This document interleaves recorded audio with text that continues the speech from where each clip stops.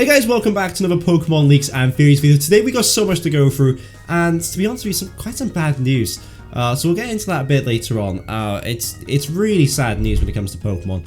But before we get into that, we got a lot of good news. So make sure to like and subscribe. We're trying to hit 5,000 subscribers by the end of the year, and 98% of people who watch the videos aren't subscribed. So any help would be greatly appreciated. And we'll get on, like I said, we'll get onto the sad news later on. But so stay tuned. It will be worth it, I promise you. And let's get straight into it. First off, we're going to be introducing you to the new Pokemon in the Teal Mask. This isn't really new news, but this is news nonetheless. People might not have seen it. These are the 3 new Pokemon and kind of like pseudo-legendaries. First off, we have Okidogi, and I did call Okidogi legendary. My bad, I meant the other Pokemon. I corrected myself in that video. Then we've got Munikidori, which I'm guessing is a monkey by the sounds of things. It's like Okidogi. And then we got Fezandipiti, which is the third Pokemon, and they're quite cool. So Pokemon tweeted out the new Teal Pokemon.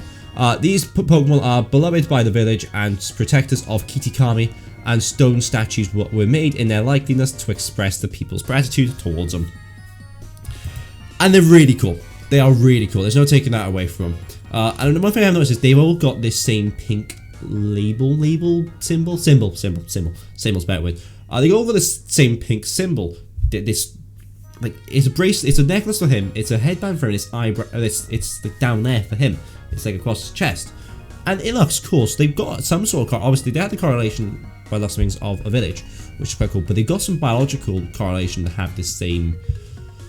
Well, to look the same. They could be not related, but they could have the same legs. And what is quite cool is in their names you've got their respective animals, what they're based off. So Okidogi is a dog. You know, it's not hard to figure out. Munkidori is a monkey, and then Fezandipiti is a pheasant. And I think out of the 3, I think Fezandipiti is my favourite. But it's quite weird to see a dog Pokemon on 2 legs. I don't like it. Keep them on 4 legs. Like the cats, keep them on 4 legs. So we got, but I think Fezandipiti is probably my favourite out of the 3. He reminds me of the ostrich bloke from Kung Fu Panda 2, which isn't a bad thing. I love that film. And I just think he's a really cool looking Pokemon, to be honest with you. I think the 3 of them are really cool. I think the 3 are just like, they're really cool just Pokemon. There's nothing else much to say, to be honest with you. I mean, okay, the statues, about the statues, they don't look the same. So like, Soul Silverheart agrees, like in their like, you know, sarcastic sort of face. And like though they will be story driven, and assuming it's like the Regis in the Hoenn game, which will be so cool. Like having the statues now, like obviously we see a picture, I'll show you a picture later on about the statues. They don't look the same as the Reggie statues in the Hoenn games, obviously like solving Braille and like doing different sort of stuff, which is really cool. I think they should bring that sort of stuff back. They kind of did for the Scarlet and Violet DLC, but like the different puzzles where you can get, and it'd be really cool because obviously like these are like, I don't know if they're ancient protectors, are they? And you know, I don't think there's something really saying the ancient protectors, but they could be ancient protectors. They could be, you know, old protectors of the town, a bit like in the Pokemon film where you had the shiny legendary beasts. Like they could be just protectors of the town, and like they never come unless it's like a big threat.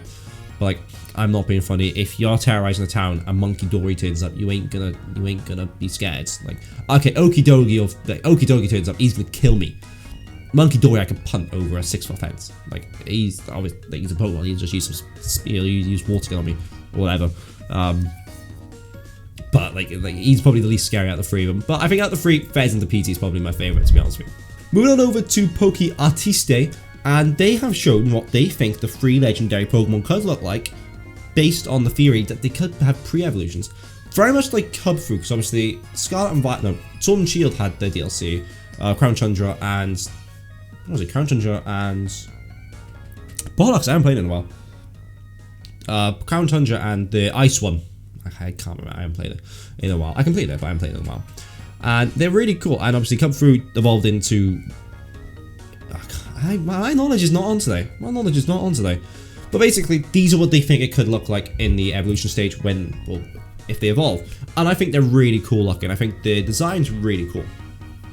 The only thing I don't like is Monkey Dory doesn't have his pink features in his pre-evolution, which these two clearly have, and these pink features must mean something because they're very too specific to not have any sort of correlation, if you get what I'm trying to say.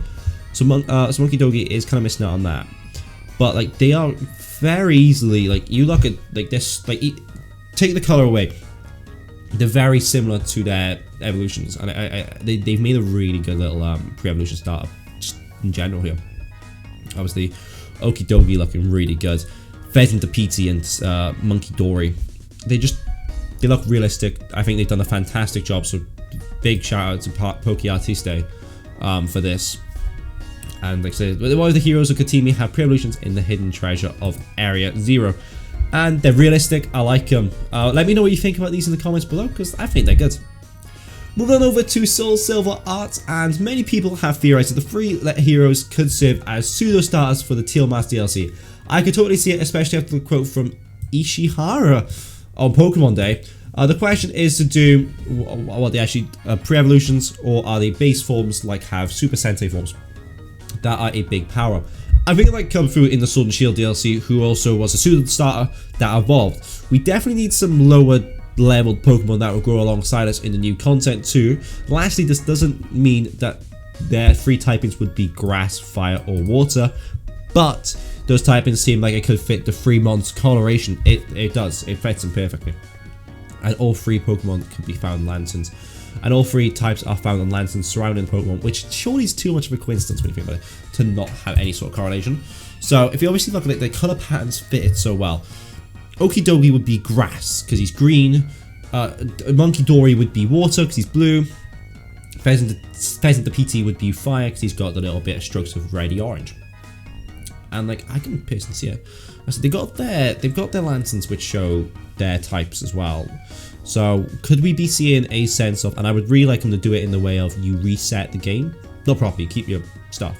But like when you go on this school trip, because it's a school trip, you leave all your stuff behind. And when you go, just before you go, you like, when you get there, leave all your stuff behind. The only time you ever have no Pokemon in a Pokemon game, it's just all cutscenes, which would be really cool. And then you pick up your first Pokemon, and it's the pre-evolutions of these three. I think it'd be a really good way to do it, and like, and you're kind of forced into basically choosing a new starter Pokemon. And I would choose Pheasant Piti, but because it gives you the chance to choose, like, you know, maybe if you went, you know, Skeledirge, went for a Coco like me, maybe you want to go for that water type, you go for Monkey Dogi. No, that's not his name. Or you go for the grass type, Okidogi. Or you stick with your fire type. Like, it's really cool, and I think they've got such potential, and these games always do well, especially DLCs. But but this was a quote from Ishihara, the CEO of Pokemon Company. "We are grateful that millions of trainers around the world have chosen to explore the expansive Paldea region," said Ishihara, president of CEO of Pokemon Company. "In the hidden treasure of Area Zero, fans will take a trip to the land of Kitakami, where they will meet new Pokemon and interesting characters. I sincerely hope that trainers who embark on this new journey find the same excitement and joy they experienced when they first encountered their Pokemon." It's like, you know, so it's a very good marketing quote. So many new fans can be dragged into this as well, based off the fact they are just brand new, like they're practically brand new games. So they might be a 30 quid. I'm watched, yeah. We've got two brand new stories. You're gonna have like new Pokemon, not many new Pokemon. Maybe these are the only free Pokemon you get, but it's gonna bring in so many new fans thinking, oh, you know, Pokemon's got DLC, like, you know, you could buy it, go through the original story, and do this. It's gonna, and for like people like me, because I haven't touched Pokemon Scarlet and Violet very much at all since completing it. Like, I'm gonna be jumping straight back into these games when these DLCs come out. I will be jumping straight back on them. Content galore, best believe it. But it's really interesting, like, and these are the three statues I talked about earlier, and they're quite different to the blokes one he'd done before. Like, obviously, give him prompts, like, they're not official. His designs, they're really good for what he's done though. He looks almost identical.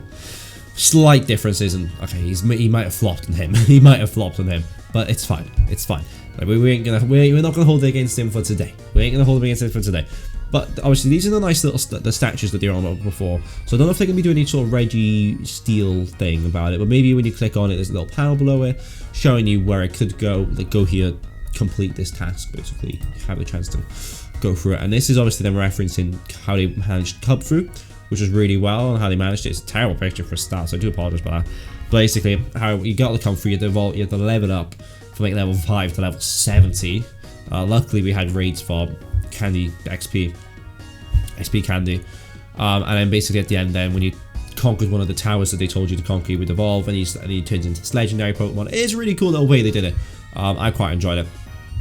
But, like I said, there's nothing too different about what they're doing, but I hope they do it well. And finally, we're on to the sad story of Pokemon today.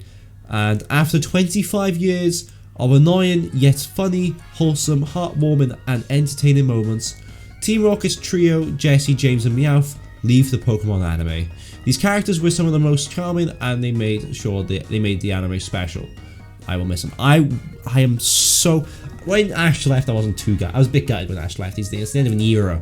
But the fact that these guys are leaving, it makes it so different because they're so funny. Like, they had some of the greatest moments.